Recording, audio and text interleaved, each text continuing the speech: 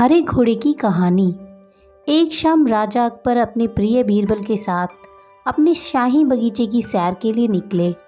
वह बगीचा बहुत ही शानदार था।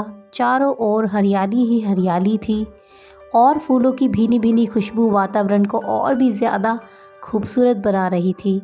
ऐसे में राजा को जाने क्या सूझा कि उन्होंने बीरबल से कहा, बीरबल, हमारा मन है कि इस हरे भरे बगीचे में हम हरे घोड़े पर बैठकर घूमें। इसीलिए मैं तुम्हें आदेश देता हूँ कि तुम 7 दिनों के अंदर हमारे लिए एक हरे घोड़े का इंतज़ाम करो।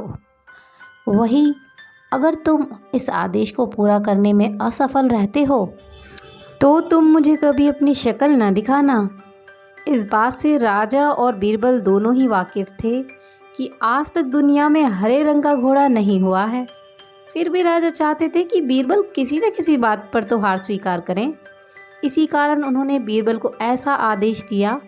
मगर बीरबल भी बहुत चालाक थे। वो भली भांति जानते थे कि राजा उनसे क्या चाहते हैं। इसीलिए वो भी घोड़ा ढूंढने का बहाना बनाकर 7 दिनों तक इधर उधर घूमते रहे।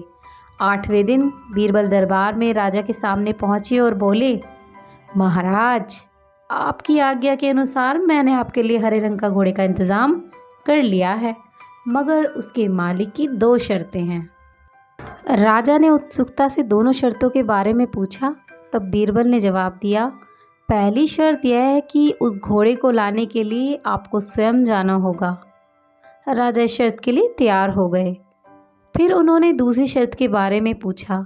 तब बीरबल ने कहा, घोड़े के मालिक की दूसरी शर्त यह है कि आपको घोड़ा लेने जाने के लिए सप्ताह के 7वें दिन के अलावा कोई और दिन चुनना होगा। यह सुनकर राजा हैरानी से बीरबल की ओर देखने लगे।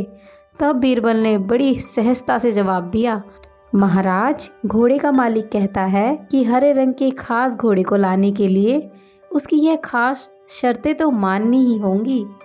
राजा अकबर बीरबल की यह चतुराई भरी बात सुनकर बहुत खुश हो गए और मान गए कि बीरबल से उसकी हार मनवाना वाकई में बहुत मुश्किल काम है। तो दोस्तों, इस कहानी से हमें यह सीख मिलती है कि सही सूझबूझ और सही समझदारी के साथ नामुमकिन लगने वाले कामों को भी आसानी से किया जा सकता है। दोस्तों, कहानी अच्छी लगी हो तो लाइक शेयर सब्सक्राइब ज़रूर कीजिएगा। कमेंट में बताइएगा ये कहानी आपको कैसी लगी। मिलते हैं नई कहानी के साथ। Bye bye.